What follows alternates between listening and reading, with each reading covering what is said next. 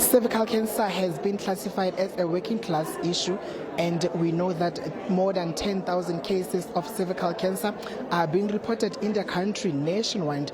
We understand that 3,000 women die due to cervical cancer complications. But for more, I just want to bring in one of them who is a survivor, Mamwini Ndlovu. Mamwini, thank you so much for speaking to us, and we understand that you are a 7-year cancer survivor, and we thank God for your life, because it's with you people that you guys are the hope to other people that are being diagnosed with cancer, to say they will live, to believe that they will live and survive.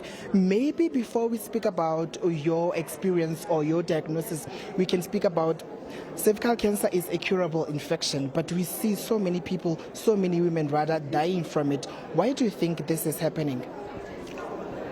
Thank you. I think people are still dying because of lack of knowledge.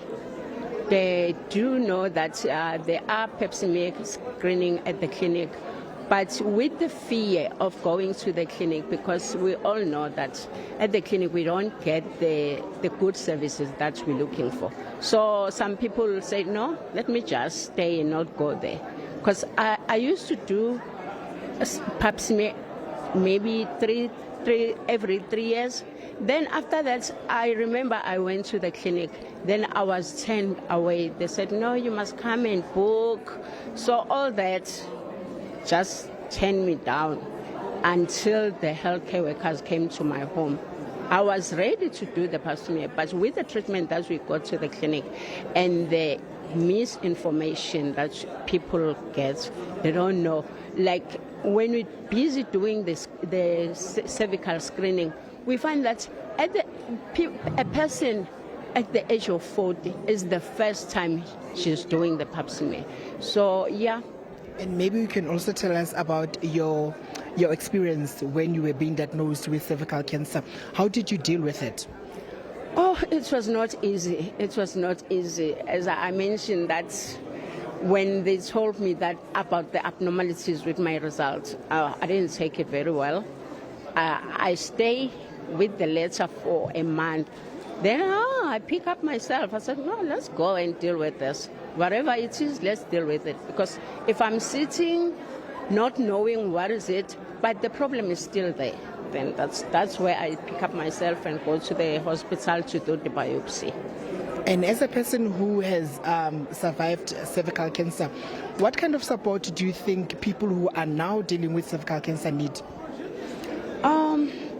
They need a lot of support.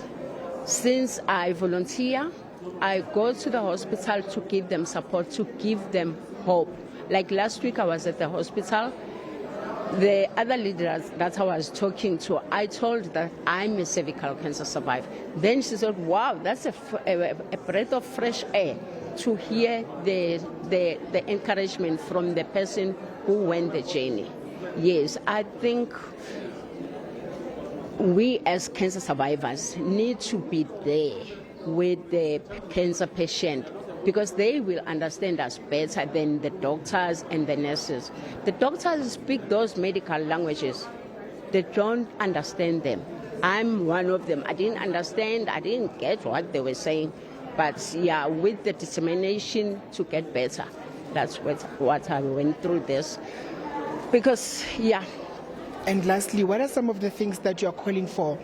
Because I heard some speakers calling for more vaccination, and some of them calling for more community engagement. And as an advocate and a survivor of cervical cancer, what are some of the things that you're calling for, especially from the government? Oh, I'm calling for vaccination. Schools, clinics, vaccination, especially for HPV, and the education awareness everywhere, so that people must know that they must go and do the testing at the earlier stage. I thank God I was diagnosed on earlier stage 2.